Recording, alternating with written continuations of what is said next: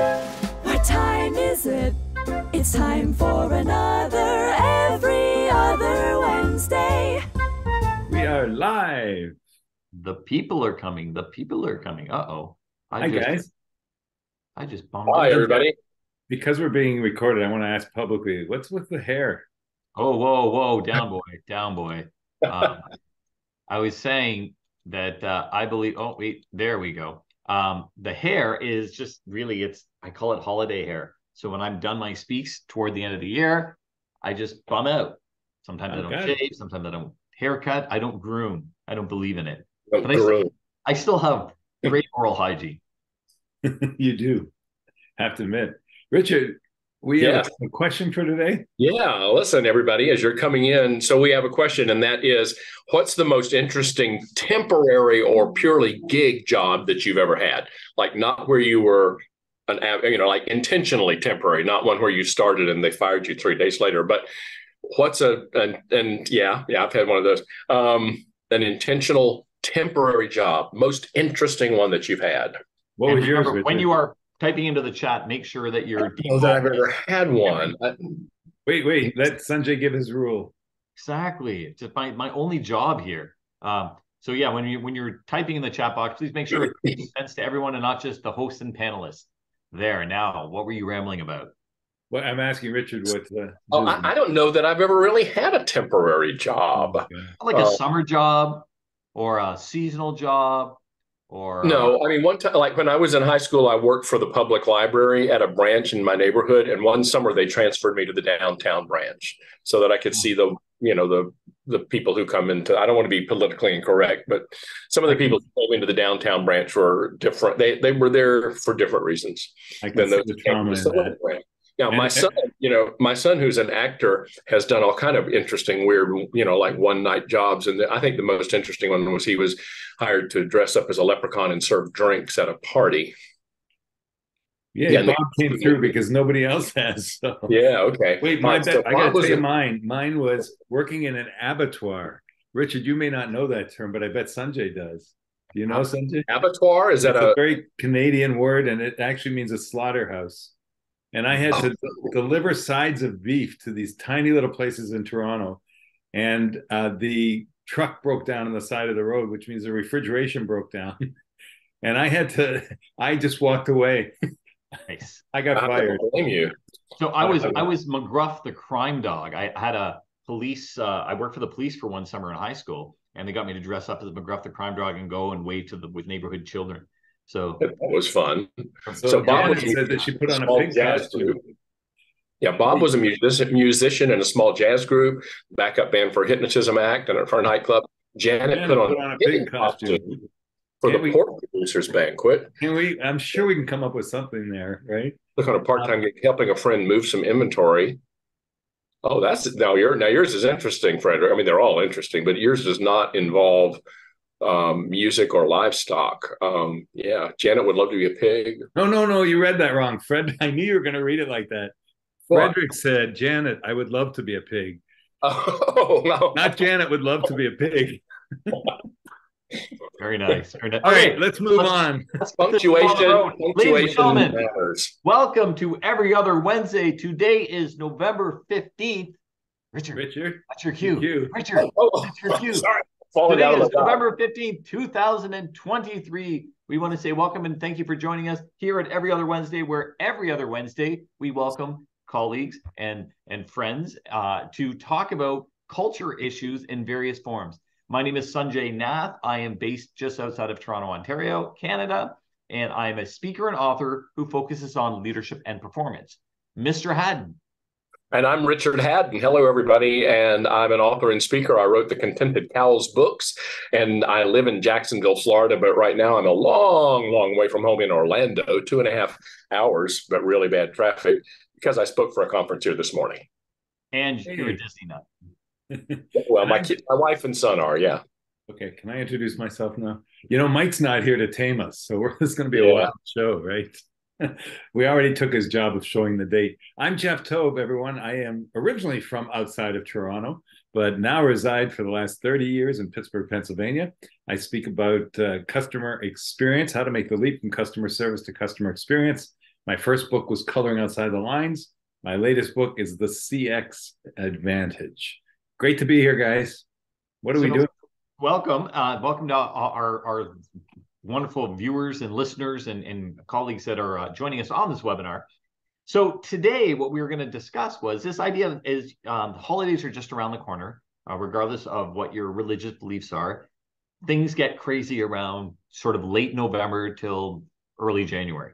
And for a bunch of reasons, because there are a lot of religious kind of things going on, but even from an economics perspective or from a vocational perspective, because so much is going on, there's a lot of shift in employment. And so what we're going to look at today, sorry? A lot of what? Shift. Oh, okay.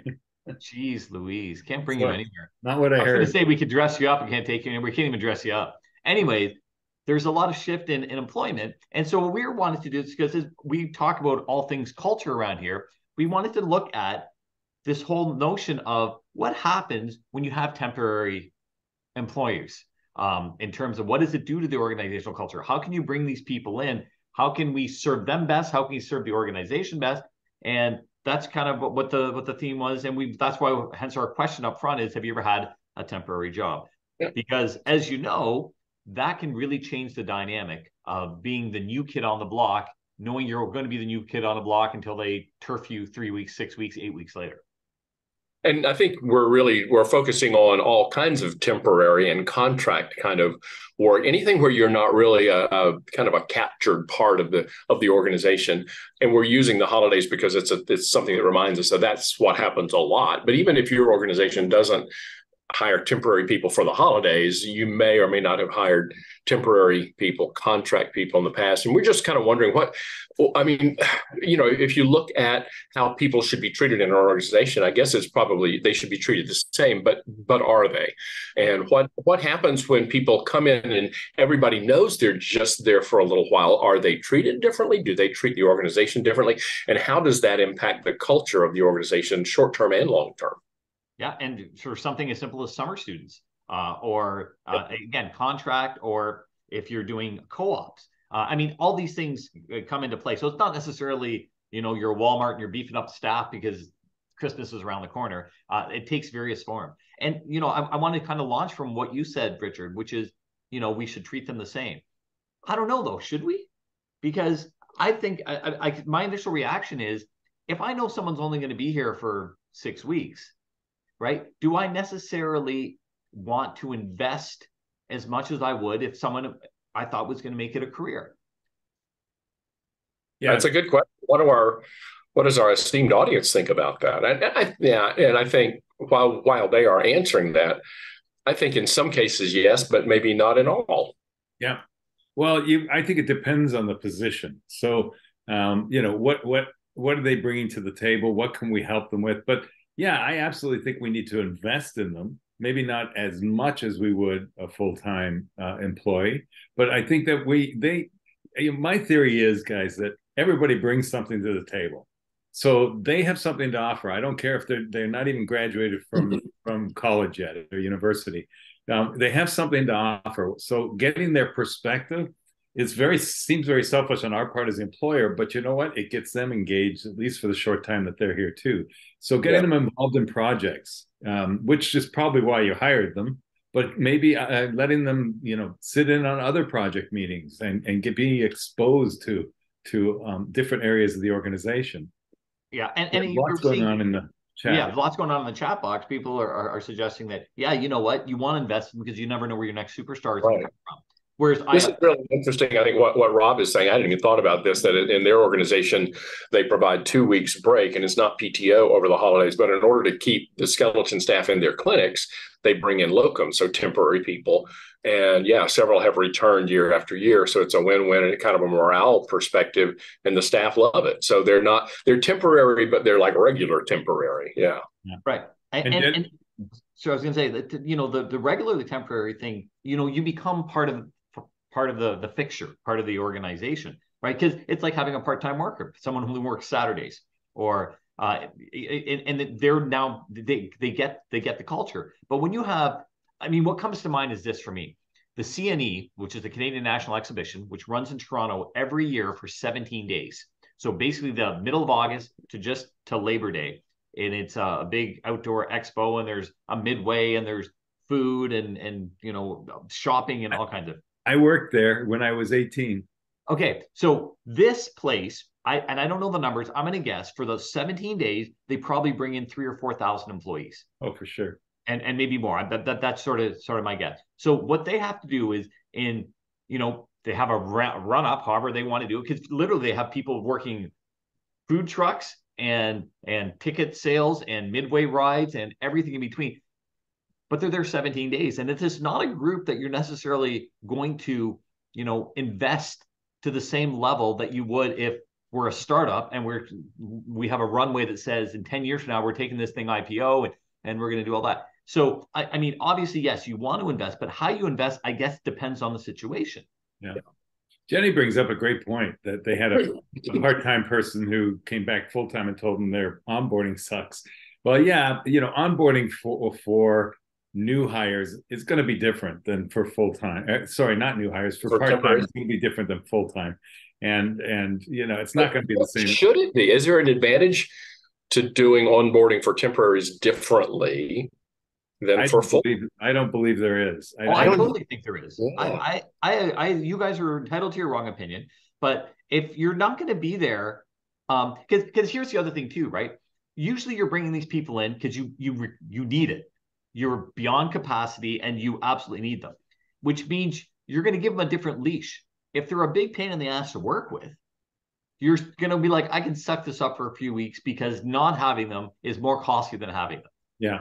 Whereas if it's a again, you're building this team and you're trying to implement this culture, I think that thinking changes and now becomes, or you know what, I don't want to put up with this. I don't see myself being with this person 7 years from now. So let's get rid of them now. By the way, Sunjay, Jill is saying you're more difficult to hear today. I always find it hard to listen to. No, that's not what she means. I hear you okay, but Jill's having some issues, so maybe others are too. I'm just thinking through this. I think you don't want to spend a lot of time. You don't want to spend as much time probably indoctrinating the person as to the culture of the organization if they're only going to be there for a very short period of time. But I think you do want to do some of that. Yeah. 100% agree. By the way, Jill, I just played with some of my setting. Yeah, or I'm hearing a lot of people. Jenny's saying as well. Okay, is that better? Yeah, I don't know. Okay. Anyway, we can still see you, so that's a challenge. And again, Rob is bringing. Rob is bringing up the point that remember, anybody who has a window into your organization, even if it is for a temporary period of time, they go out and they tell others what it's like to work in your organization. If they've had a bad experience, they're going to maybe your full-time permanent employees have a great experience, but your temporary ones have a bad experience. They're going to go out and tell that, and then that's going to dilute your brand, your employer brand. Let me qualify what I said about not investing the same amount of effort or time. It depends again on what they're coming in to do.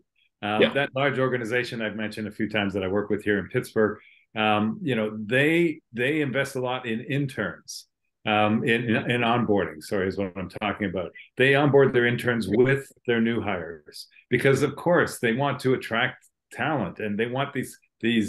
I hate to say kids, that's not correct, but they want interns to say yes to a job when it's when they're at the end of their internship. So, but they wouldn't do the same for a contractor who was coming in for a couple of weeks. So, they just, I think it depends on the position. Right. And to the point that was made earlier, which is this is a great way to find future employees. And it's actually, it's kind of a lot better, isn't it? You're kind of trying them out. Absolutely. And it's way better than any interview process, right? Because they're in and they get to assess and go, this is the place I want to work. And the the company gets to go, this is the type of people I want to be part of the team. And I mean, there's nothing better than that. The other thing too is from a perspective of people, from someone who's hired and fired, there's a really nice thing about having a temporary employee because I know after 3 months they're gone versus sometimes the HR nightmare or the rules, the governmental rules that say you have to do this and jump through that hoop, become a real handcuff you. Yeah. So it's nice to kind of take risks that you may not normally take. Yeah. And by doing that, you actually open up possibilities, because heck, I don't know if you guys, sometimes I'm wrong, right? And when you get it wrong, and it goes like, this person would never work out, but I need them, they're desperate. And all of a sudden it's like, oh my goodness, how did I not see that? This is the perfect person. And then you can all of a sudden groom this person, make them part of the team, and they get to see firsthand what it is that the organization, the culture is like. Because we've said this time and time again. The idea of culture happens. You have an organizational culture. You may not like it, you may not love it, whatever, but everyone has an organizational culture, either by design or by default. So if someone comes in and they go, this fits who I am, I want to be part of this, how do we move forward? Yeah. Let's talk about kind of the social assimilation of people who are temporary. And I wonder to what degree leaders can influence and impact that. I know I've talked with people who have been contractors and temporary people, and they're sometimes treated like, you're not going to really be here. We're not going to get to know you that well. And I wonder if some people think, that impacts their performance in a negative way, or if it doesn't make any difference. The reason I bring this up, my wife is in IT, and for many years before we were married, she was always a contract person. She never worked very long in any one place, 9 months, 6 months, whatever. When we got married, we decided one of us ought to have a real job so we could have benefits. So now she has since then been employed, but she now is the boss to a number of contract employees. And I know she says that they really try to include even their contract employees. They try to make it look as much as they can legally without HR getting involved, make it look like they are fully captured employees from a social and a cultural perspective. So they can go to the parties, they go to the things, they're involved in all the Zoom meetings and all of that. I think you need to make a distinction though between a contractor, a permanent contractor, and a temporary employee. A permanent contractor can be there for years, and for all many times they're not though. Yeah, from a team dynamic, they're an employee. They're just not necessarily from a tax standpoint, right? Because there's an advantage to have a contractor and pay through contractor versus employee. Then there's benefit, all that kind of stuff. But from a dynamics of the team, it's the same as far as I'm concerned. But what's different is I know I'm here for only 8 weeks, 6 weeks, 5 weeks, 2 weeks, whatever. That is a different game. Well, let me throw in another obstacle, and that's I seem to be encountering it recently quite often, and that are represented employees. So now you've got a union involved. Union versus non-union employees, they're treated differently. They treat each other differently. Again, it's just another obstacle. But I do want to throw in one more thing. I'm working with in customer experience with another company, smaller company here in Pittsburgh. They're about 125, 130 people, and they hire part-time people. I was talking to the CEO day before yesterday, Monday, and she said to me that she makes it a point to know every part-time person's name and who they are, because she said that's what's going to tell them about our culture, that I can remember them, know their name, even if, she said, if they're only here for the summer, to your point, Sunjay, for 2 or 3 months, I know their name. I know some of the personal facts about them. And maybe that's not as easy to do if it's a huge organization, but I thought that was really impressive. But you know what? I'm going to piggyback off that, Jeff. It may not be easy to do. It may not be easy to do, but if that's what your culture is, you got to work your ass off to do it. Yeah.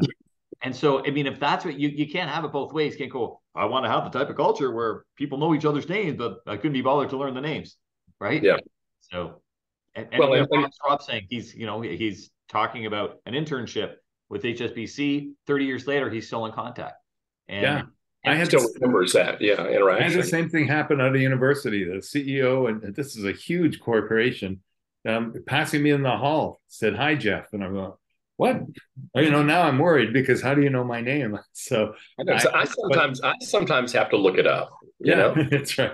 But it's right there on the screen, Richard. But it was, that has stuck with me as well ever since. And I thought, if he could do that, then why can't smaller organizations make an effort to do that? Yeah. And by the way, I also got fired from that corporation. Have you guys ever been fired? I've never been fired. Never been fired. From Two a times for me. relationship. Two times for me. So You know why though? Yes. I'll tell you why I've never been fired, because I've never had a job. yeah, well, that's it. I have had a couple jobs, obviously, but yeah, and Carol says she's been fired, and Carol, I can't imagine that. No way. You have been fired for talking too much and disrupting. Can you imagine? See, that's what we like about you, Carol. Carol, I want you to stay tuned to the end of the show today, because we have a special. We have an invitation that you might want to take advantage of. Yeah, exactly. And your name was definitely starred on it. Exactly. It's pretty horrible. What, Carol? Her story isn't great though. Oh, she means getting fired. Yeah. No. Okay, so here's that could be a whole other show, by the way. Yeah. About how to fire and fire quickly and the correct way. Let me ask you this, gentlemen, and Richard and Jeff. So you're bringing in someone temporarily. What is the best way to integrate them? Yeah. Well, my first, and I guess I'm repeating myself, is get them involved quickly, because if they don't have a sense of belonging and they don't and they're not engaged quickly, you're going to lose them over the course of whatever period of time they're there. What does that mean? I think it means getting them on projects that they may be outside their comfort zone. Getting them, obviously you brought them in for a reason. Getting them acclimated quickly. And I would say give them something that has an immediate and obvious impact, not just something that looks like busy work. Right. And I would like to add to that too. I think a really important piece is coupling them or pairing them or grouping them with people who are already part of the team, who exhibit the exemplary culture that you guys are trying to display. And again, if I'm being more specific, if I look at the FedEx world, if I'm bringing in a new driver and I'm training that driver and I'm letting them do a ride along, I'm going to get them to ride along with the person who's most grateful and happy to be in that job, not the one who's going to complain and be grumpy and like, oh, they don't pay us enough, and oh, the weather's bad, and oh, this and all that. So I want to couple them with the behaviors that are already exhibited, so that there's an old expression that says you can't stick your hand in a pot of glue without getting some of it on you. So I want to make sure that the glue I'm sticking them to is the stuff that I want them to be stuck with. Hold on, I've never heard that before. Let me look for it here. Let's rewind that. Let's do an instant replay. And I was playing the part of Michael Kerr when I went. Yes, exactly. Yeah. I think the other thing is just that.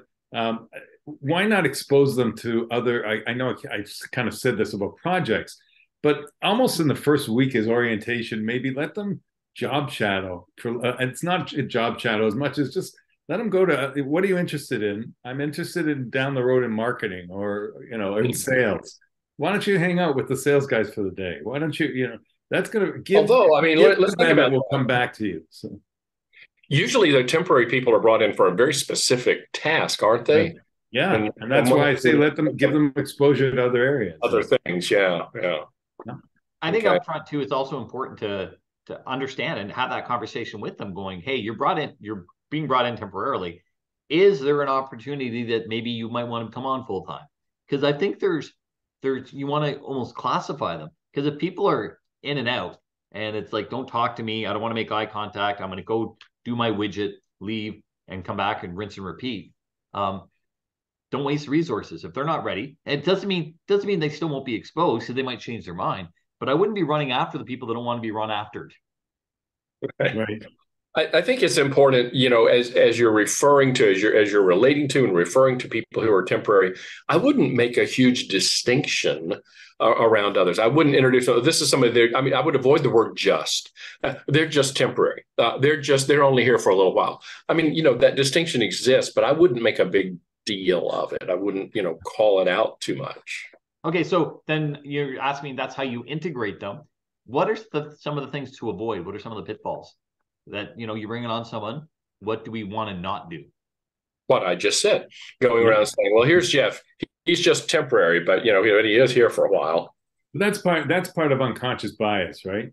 Where you don't think that. Most people don't think that, but it happens. and I think we have to check that, especially with part-time people, with anybody in the organization. We have to check our bias. Yesterday I heard a speaker who was pretty incredible, and he was talking about the three biases that we have in work. And, the fact that he's actually from the Ukraine. And he said people form, and by the way, he's a double PhD. So, and people form opinions all the time just based on his accent. Yeah. And so we've got to be really careful. More so now that Ukraine has a higher profile than it did 2 years ago. Well, they don't even know where he's from. As a matter of fact, he said, I see. You're Russian. That's because that's kind of what he sounds like, right? Yeah. And it's that's real bias, but that unconscious bias is treating people differently because of their title, because of whatever that external thing is.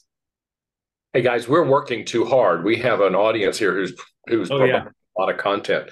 Look what Stephen says. Here's some examples of how to manage temporary people.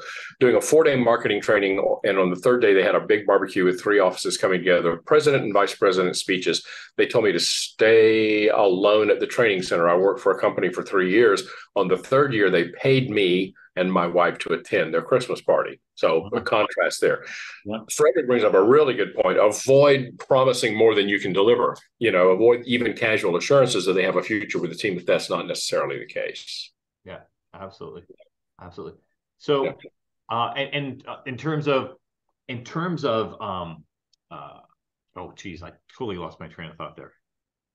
Wow. You're not old enough for that to be happening. I know. You guys are rubbing off on me. So that's next thing you know, I'm going to be getting fired from jobs as well. We can't even edit that out. So another train coming along soon. Yeah. I'm curious though. I'd like to ask a question to the audience, and because we have some great HR professionals in our audience. Yeah.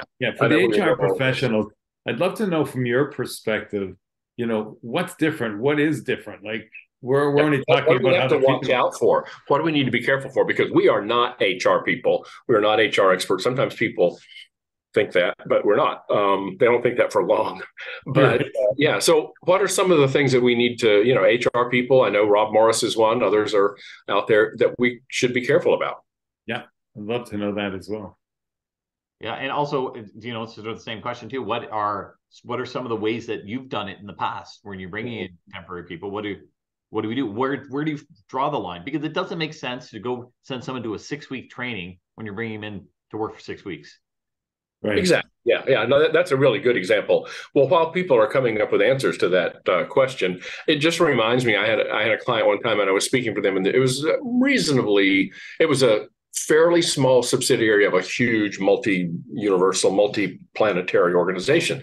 And he was saying that they had a lot of temporary people and contractors. In fact, all their contractors knew it was temporary, and that they had tried to involve them in all of the organizational kind of cultural and social kinds of things, and that their HR person came to them and said, no, you can't do that, because if you give the impression, if they have the appearance of being an employee, a 1099 employee, a W-2 employee as opposed to a 1099 contractor, then we run into all kind of problems. So I think that's kind of the question we're asking to our HR folks out there. What are the things that we do need to be careful about? Yeah. By the way, Richard, stop speaking American. So all those numbers, the Canadians have no clue what you're talking about. So. I try to take the common sense approach, and it's unfortunate the common sense approach. I would like to, and sometimes you get your hands slapped for that. Yeah. Oh yeah. And I mean, unfortunately, that's part of the game that we live. So we don't really have much choice, but we have to manage these things, whether from a compliance standpoint and a regulatory standpoint, as well as a common sense standpoint, and what's right for the people. Yeah. Yvette says, in our company, most temporary employees will be brought in with the possibility of becoming perm. Therefore, they go through all the same steps as a direct hire. Yeah. If someone is a contractor, we ensure they have the health and safety training no matter what. Sure, it depends on your industry and your obviously what you do. So yeah, Jeff, I think that you would look great with a perm, or is that a different perm? Yeah, I think so too. Um, Perfect. So we're talking about part-time, right? Um, what do we Or are do? you talking about part-time or temporary or both? Yeah. We said sort of temporary because to me this whole discussion was around you bring in someone even for a short period of time, they can really mess up or enhance the culture, and that's where it kind of came from, right? So and I guess in a sense how you would deal with that would be different than if it was a full-time, more permanent thing. So sometimes it is suck it up. Sometimes it's still so bad we want to get rid of them. Or on the flip side, they make such a great impact that you're like, please stay, right? And I mean that's kind of where the whole discussion came from. But then what we've kind of earmarked, like tangented a bit off to, which is what about those people we bring on who aren't necessarily employees, but they're peripherally involved? Because maybe it's not even an employee or someone who shows up to work every day, but it's your IT guy because you have a third-party IT service and you bring them in. Yeah. How do we embed them into the culture? Yeah. Is it we give them a T-shirt a Or month? do we? Or do we? Yeah, Right. absolutely. Well, it's no different. Maybe it's different, but I don't know about you guys. I've done long-term training with organizations. Richard, you have too, where they have made us feel kind of part of the family. I guess the question is, Richard, how did they do that? And then we've got other clients. We've talked about this, that we feel like we're an outsider forever, even though we've been working with them for 2 years. Yeah.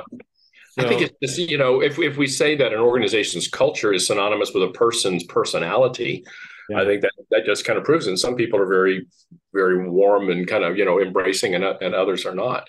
But I think there's also, from an issue, and I'm not an expert in DEI and diversity, equity, and inclusion, but I think to some degree this is an issue with diversity, equity, and inclusion. Are we including our temporary people in the same way as we would include somebody who has permanent employment?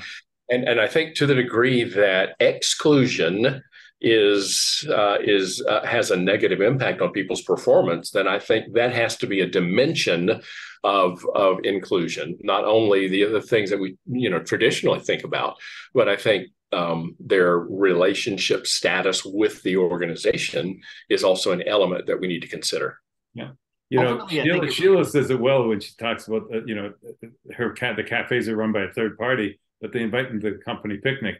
Along those lines, it's the same thing that we've experienced, Richard, that when we're included in things that we wouldn't be included with that based on our job as a contractor. Example, yesterday, I got a phone call from an employee that I worked with this organization over a year ago. Just checking in. They they follow me on Facebook, and they were wondering how my trip was. And I'm going, that's amazing that they took the time to do that. Right? By the way, Jeff, that's called stalking. Yeah, I got that. But ultimately, I think it comes down to it's the people and the connection, right? It's that, like you said, that person called you, reached out, made you feel connected. I just spoke last week for it was a youth event, 2,200 students. And I used to speak at this thing yearly. It's my first time back in 15 years. And so there was a handful of speakers that we all went out for dinner. And the one guy who's been doing it every year for like the last 25 years. He must be really good. Exactly. Yeah. They figure he's eventually going to get it right. So we all went into dinner, and he walked into the restaurant. And what I found, which is very kind of cool, was the lady, the hostess at the restaurant was, "You're back," because he hadn't been back in 3 years. This is their first in person since COVID. And he shows up once a year, goes to this restaurant, meets some speakers. And that's one, you want to talk about making an impact and making people feel special. So that's what we want to do, is have those touch points. That's culture, right? That's the organizational culture we want. And by the way, I will now haunt you and give you nightmares. I got one of the most unique gifts from speaking at this conference that I've ever spoken for. And by the way, and as the speakers, we know this too. We are very much temporary employees. We show up for an hour, and you've seen the full gamut, right? From people treating us like kings and paupers and everything in between, right? People inviting us for lunch and come golfing with us and stay the night and bring your significant other to, you can show up a minute before you go on stage and then get the heck off and get out. But by the way, so I'm going to show you this gift, and you're going to be jealous. It was a shirt. Here's the shirt. Still a shirt. Oh my God. No. Oh no, that is a nightmare. I told you it would scar you. Don't you ever wear that in my presence again. That's right. Coincidentally, today I am wearing my grand dog socks. So I have socks with Come up, show it, dogs. Let's look at what our Wait, Richard, I'm sorry. The question begs to be asked, and I'm sure everybody in our audience wants to know, was that just housekeeping or what was that? housekeeping Okay. who just told me that they had become aware that the filter of the air conditioning in my hotel room needed to be changed. And I said, yeah, but not right now. Thank you. Can you come back in about half an hour? Thank you for asking.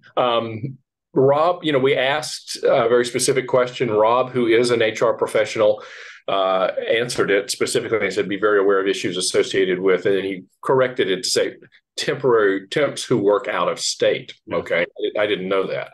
By the way, Carol says she has socks with her daughter on them. Weren't we wondering where her daughter was? Now we know. They're on her socks. Okay. I assume she means a picture of her daughter, but yeah. Sorry. Look at Nick's. Treat them as an employee. Include them in all the training and activities. Makes them feel they're a part of the company, and most often are more productive than regular employees. Okay. Well, the yes, but is you've hired them for a reason, as Sunjay said. You want them to get their job done too. You can't just be including them in everything. So, but they still have to get whatever they were hired to do. They got to get it done. Yeah. And the other thing, there's a tremendous value in. This isn't gonna come out politically correct, but too bad. In excluding them for certain things, because this is a perk for being a permanent employee or not temporary. So involve them with certain things. Going, by the way, if you're willing to play along, there's even more where that came from. So you get to go on the kiddie ride, but not the big roller coasters quite yet. Well, that's why I was kind of asking HR. Is that it's never mind politically correct. And I would think too that there might be issues of non-disclosure, that perhaps a permanent employee would have signed a non-disclosure agreement and the temporary employee might not have, and therefore there's some things that they might, you might not want to make them exposed to. Yeah. But I think the main thing is because so much of what people's motivation is wrapped up in is their feeling of value to the organization. And I think we absolutely have to be careful that we don't inadvertently, and it usually will be inadvertently, send the message that you're temporary, so you're not quite as valuable as everybody else who is permanent around here. I think we want to go to pretty extensive lengths to make sure that message does not come across. And actually, I'm going to go even broader. You said people, want to feel valuable to the organization. People want to feel valuable, period. They want to feel valuable in relationships. They want to be valuable at work. They want to be valuable as a parent, as a son, as a daughter. And that's really ultimately what culture is about. We talk about it as an organizational culture, but there's a family culture, there's a street culture, there's a school culture, there's culture everywhere. And the way we really make those connections is smiling and holding the door open for someone. And when someone's having a rough day, offer help. Or even if they're having a great day, tell them they look great. And not doing it for the sake of a checklist, but doing it from a legitimacy, from an authentic, grateful state that says, "Hey, you're rocking it today." Yeah, I called a friend of mine this morning when we realized that we're going to be talking about this, and he is a part-time CFO, so he is a contract CFO and works with organizations typically only a year. Well, it's a yearly contract and can be renewed. And I asked him, and he said it's much different for me. He said, I'm in my 50s. He said, I've done this all my life. People respect me. And I'm coming in usually to save an organization. And he said, but he's still, considered contractor. But he said that he thinks it's more because he's the financial guy that he's treated poorly sometimes than the fact that arm's length. He hasn't been part of the culture growing up, so to speak. So, and there is a line, right? So if I'm hiring someone to come and paint my house, I'm not inviting them to dinner. Yeah. Well, right? It's a bit of a silly analogy, but Stephen's point is that do people who are in temp assignment want to feel part of the company, or they just want to be in and out? And that's a great question. Yeah, we're saying let's have that conversation going. Is this an in and out thing for you, or do you want to look for other opportunities, because this could be the foot in the door? Some people don't want the foot in the door. Right.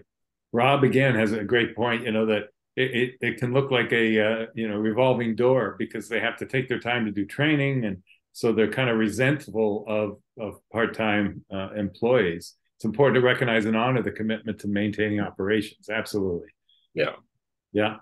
Yes. Jenny agrees with something, either that we said or just yes. So, agreeing with my hair. Jenny, we'd like to see you in that pig costume. So if you get a chance. Yeah. Send that to us on the chat. Right. All right. So we're wrapping up a little bit. Yeah. Where do you want to go with the wrap up? Well, I think you wanted to present an opportunity to our audience. Well, we will, but that's only going to take we've got 5 minutes. I think it might take 3 or 4 minutes to process this. Yeah. We're gonna have to convince people, and before Jeff makes his proposal, I don't want this to freak you out, but truth be told, we've rigged it up. So for the last 4 years we've been doing this, we have access to your cameras and your microphones. And so we actually have considerable blackmail footage on all of you. So with that said, Jeff, why don't you propose the idea? So it's not an idea. Anything Sunjay says, by the way. It's not an idea because it's going to be reality, right? So this is what's happening. And I wrote the date down, December 13th, which is not our next every other Wednesday, but the one after. Kind of in the holiday spirit, we wanted to have a little more fun on the show. Not that we don't have fun, but I mean with our audience. And that being said, we don't want to invite you. We want to, what would be the word? Showcase our regular attendees. Our regular attendee people, yes. Let me point some people out, and I mean as guest hosts, all of you. Anyone, all of you are welcome to just drop us a line, jeff@jefftobe.com, and volunteer. But I do want to call some people out. Can I clarify, Jeff? This isn't so much about being a guest host. Oh, I'm sorry. Highlighting, because we see these names every other Wednesday, and we hear some great feedback and comments, and we would love to know those people more. So what we would love to do is grab 3 or 4 of you, or however many are interested, and kind of have you on as on our what you do and who you are, and are you as sarcastic as? Yeah, and I certainly don't want to alienate anybody, but I do want to point out a few people who we definitely want. Frederick, you're one. You have great comments. We'd love to get to know you. Stephen Rayfield, even though you've been a guest host, we'd love to have you on. Carol, of course. Carol, come on. You've got 2 weeks to get ready, and we would love to have you as part of this. There's so many. I shouldn't have started. Rob, yeah, you definitely shouldn't have started. I can't believe I did. So what we envisioned would be 3 or 4 of you volunteering, raising your hand and saying, yes, I would volunteer to be on your panel on December the 13th. And we can probably only have 3 or 4. We'll take maybe more if it'd be fun. Okay. You never know. We would take the first few who volunteer, and we'll send you a panelist link, and we'll have you appear on here, and we'll just talk with you for 5 or 10 minutes each. By the way, we still have 3 minutes. That means you can actually put in the chat box. You can say sign me up. Absolutely. So who wants to go second? Because nobody wants to go first. So Sunjay says Stephen. All right. Thank you, Stephen. Absolutely good. We got another taker. Come on. Rob says, I think the doorbell just rang. Oh, come on, Rob. Yeah. I'm thinking Rob loves the idea. Is that what it says for you? Because on my screen it says I'm in. That's weird. Oh yeah, I see that. Good. That would be good. I better write these down. Huh? Well, we do get the transcript. Oh right. Okay. Good. Yeah. But Frederick, Stephen, here's the thing, guys. Has an epiphany a little bit later. You can email any of us, Sunjay@sunjaynath.com, Jeff@jefftobe.com, Richard@contentedcows.com. Here's the thing. We still only have all men. Come on, ladies. Right. We need a little bit. We need your some women. Carol, where are you? Jenny's Carol. Yeah. Exactly. No pressure. She's hiding. Are you willing to hide behind the camera? Yeah, in front of the camera. Exactly. Guys, I know we should wrap things up here. Final thoughts on what we're talking about? Anything? We've kind of exhausted. Well, I think I think we are not saying treat all temporary employees exactly as you would all permanent employees. I think we're saying let's be deliberate, let's be intentional about it, and let's treat temporary employees in all the ways that make sure that they understand that they are of value to the organization and in ways that helps to increase their productivity. But we don't want to treat them with disrespect. 100% agree with you, Richard. It is very similar. Not exactly the same. There are nuances that are different. I Yeah. think the overall philosophy is still the same. The overall philosophy is, how do we make people feel valued? How do we connect them and assess fit with the organization and the individual? And how do we move forward and create tremendous value for our customers? That's always what it is. Now, the way you do it tweaks slightly when someone's temporary, but there's still a whole lot of overlap that's the same regardless of whether you're there for 1 week, 1 year, or one career. Absolutely. We got there, guys. I put my email in the chat box for those people that want to email me. We'll be reaching out to some of you. December 13th should be a really fun show. Yeah. But that doesn't mean we should. Sorry? We have one November 29th before December 13th. I was just going to say, it doesn't mean we should ignore November 29th, right? November 29th is our next get together. I want to thank everybody for being here today. I hope you found it useful. Closing thoughts, anything? Richard, have fun in Orlando. Everybody in the U.S. who celebrates Thanksgiving, enjoy a good one, and we'll see you just a few days later. And Richard, when will we see them? On November the 29th. No, you have a closing line now. In relation to today is every other Wednesday. That's it. We'll see you All right. See you then. Thanks, everyone. Bye. See ya.